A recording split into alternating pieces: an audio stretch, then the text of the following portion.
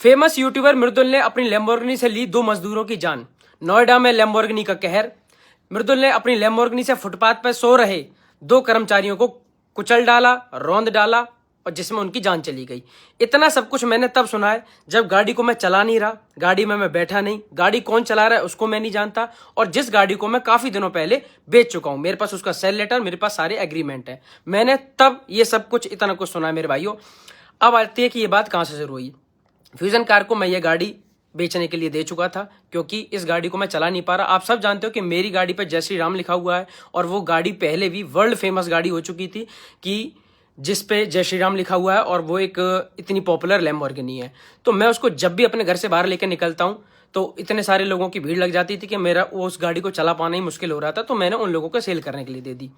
अब इतनी महंगी गाड़ी को खरीदने से पहले काफ़ी लोगों को समय लगता है और टेस्ट भी करते हैं। तो टेस्टिंग में उनके साथ क्या हुआ, जो भी चीज़ें हुई वो आप लोगों ने न्यूज़ पे देखी। लेकिन गलती ये रही कि गाड़ी तब तक मेरे नाम पे ही है, किसी को और ऑनरशिप अभी ट्रांसफ़र नहीं हुई थी, गाड़ी मेरे नाम पे ही थी।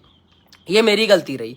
लेकिन न्यूज़ वालों ने हर बात का इतना बड़ा मुद्दा बनाया, इतना बड़ा मुद्दा बनाया कि ये गाड़ी यूट्यूबर की है, गाड़ी यूट्यूबर मृदुल की है, और उसकी न्यूज़ आपने देखा कि कितनी ज़्यादा फैली।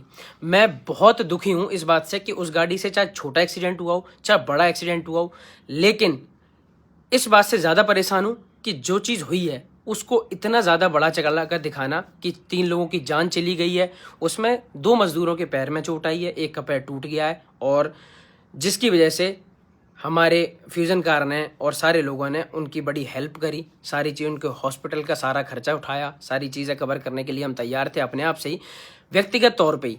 कोर्ट बोले ना बोले, लेकिन फिर भी हमारे मन में ही एक इंसानियत के तौर पे ये था कि अगर हमारी वजह से किसी का नुकसान हुआ है तो हमें उसकी हेल्प करनी चाहिए, और उसके लिए हम पहले से ही तैयार थे। अब मुझे घर बैठे किसी चीज़ का अंदाज़ा भी नहीं कि भाई ये क्या हो रहा है, क्यों हो रहा है, लेकिन मेरे पास लगातार नॉन स्टॉप फ़ोन आने शुरू हो गए। मैं न्यूज़ पे सिर्फ और सिर्फ चारों जगह मैं दिख रहा हूँ। ईद वाले दिन ईद की कोई खबर नहीं, सिर्फ और सिर्फ एक ही खबर आ रही थी कि यूट्यूबर ने लैम्बोर्गिनी से 2 मजदूरों की जान ले ली, जिसमें जान लेने जैसी कोई बात ही नहीं थी। लोगों को घबराहट हुई। मेरे सारे लोग चाहने वाले चिंता में हो गए कि भाई ऐसा क्या हो गया मृदुल, क्या बात होगी, क्या बात होगी। मैं इतना परेशान कि भाई जिस चीज़ में मेरा कोई दूर दूर तक लेना देना नहीं है, मैं गाड़ी में नहीं, मैं गाड़ी चला नहीं रहा, जो चला रहा है वो नशे में नहीं है, उसके पास अपना ड्राइविंग लाइसेंस है, उससे क्यों हुई कैसे हुई भाई वो वही बता सकता है, मेरा उसमें क्या लेना देना भाई। लेकिन फिर भी इस बात को इतना ज़्यादा बढ़ाया चढ़ाया गया। मैं मानता हूँ कि हाँ ठीक है, जब कोई गलती हो जाती है तो सारे लोग एक साथ कूद पड़ते हैं उसको बुरा बताने के लिए, और वही हुआ। जबकि 6 से 8 साल हो गए मुझे सिर्फ यही करते करते कि कभी मुझसे कोई गलती ना हो, मैं कभी किसी को दुख ना पहुंचाऊं, चोट ना पहुंचाऊं, अपने आप को संभालते हुए इतने दिन हो गए। लेकिन एक छोटी सी गलती जिसमें दूर दूर तक मेरा नाम नहीं है, उसमें भी मुझे इतनी गलत तरीके से घसीटा गया कि जैसे कि मैंने पता नहीं कौन सा कितना बड़ा गुनाह कर दिया हो। लेकिन मैं आपको बताऊं, डीसीपी अंकल जी और एसीपी अंकल जी का मेरे पास फ़ोन आया। उन्होंने पूछा कि बेटा क्या हुआ, मैंने उनको सारी बातें बताई। मैंने बोला कि मेरे पास सेल लेटर है, मेरे पास एग्रीमेंट है। तो उन्होंने सारी चीज़ें करी, कार्रवाई करी। कोर्ट ने दीपक को, जो ड्राइवर है उस गाड़ी का जो चला रहा था उस समय, उसको भी जमानत दे दी है। और लेकिन बस बुरा सिर्फ ये लगा कि यार एक बार सोचा तो करो कि यार किस चीज़ को आप कितने बड़े तरीके से दिखा रहे हो, किसी का परिवार, किसी के रिश्तेदार, किसी के चाहने वाले लोगों पे कितना ज़्यादा इफेक्ट पड़ेगा। लेकिन कुछ व्यूज़ के चक्कर में और कुछ चैनलों ने अपनी टीआरपी बढ़ाने के लिए, क्योंकि उन सारी वीडियोस पे 8 से 10 मिलियन व्यूज़ आ रहे थे, तो उन चक्करों में 24 घंटे सिर्फ एक ही पोस्टिंग हो रही थी कि मृदुल ने ऐसा करा, मृदुल ने ऐसा करा। और भाई आप सब जानते हो कि मैं तो यार कितने दिनों से अपने इंस्टाग्राम पर कुछ भी गाड़ी से रिलेटेड कुछ पोस्ट भी नहीं किया, क्योंकि गाड़ी मेरे पास थी नहीं भाई, आप सब जानते हो।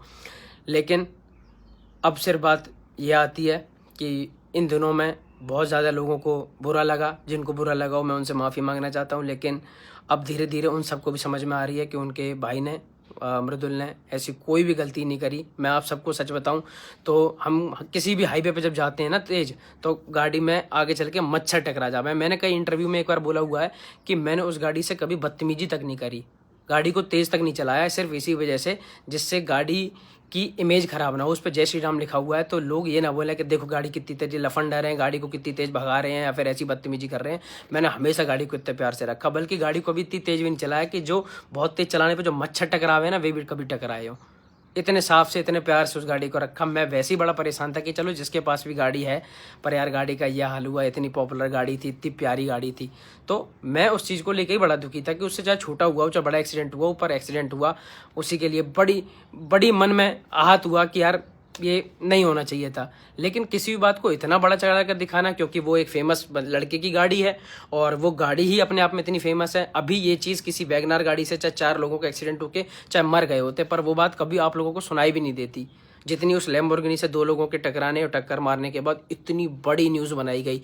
Hindi channel, English channel, Gujarati, Marathi, Tamil, हर भाषा के चैनल में मैंने अपनी वो न्यूज़ देखी। यहाँ से बैठे हुए अमेरिका तक मेरे पास हर इंसान के फ़ोन आ गए कि भाई क्या ये केस हो गया, तुमने किसे मार दिया। अब मैं सारे मीडिया वाले लोगों से कहना चाहूँगा कि चलो भाई, आप लोगों का काम है किसी हाईलाइट चीज़ को ऐसा करना कि कहर रौंद डाला, ऐसी चीज़ें लिखना। लेकिन मेरे भाइयों, मैं आपसे बस एक चीज़ चाहूँगा कि अब तो आप सब भी जानते हो कि कोर्ट ने भी उसको जमानत दे दी और सारी चीज़ें ठीक हो गई हैं।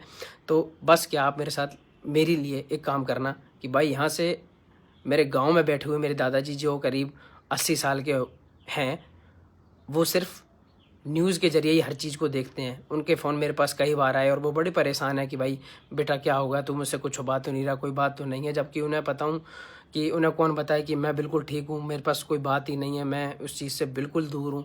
तो आप लोगों ने इतना नाम फैलाया गलत तरीके से, तो हो सके तो एक साफ सी पोस्ट मेरे लिए कर देना कि भाई हाँ मृदुल के दादाजी, मृदुल ठीक है, उसने कोई गलती नहीं करी। तो बड़ी बड़ी कृपा होगी भाई आपकी। आपके लिए मेरी नज़रों में आपका सम्मान बहुत ज़्यादा बढ़ जाएगा। और बाकी उन सब लोगों का धन्यवाद करूंगा जिन सब लोगों ने हर जगह मुझे सपोर्ट करा, बोल रहे थे दूसरों की पोस्ट पे जा जा कि नहीं मृदुल भाई की गलती नहीं है, मृदुल भाई की गलती नहीं है। उन सब का बहुत बहुत धन्यवाद।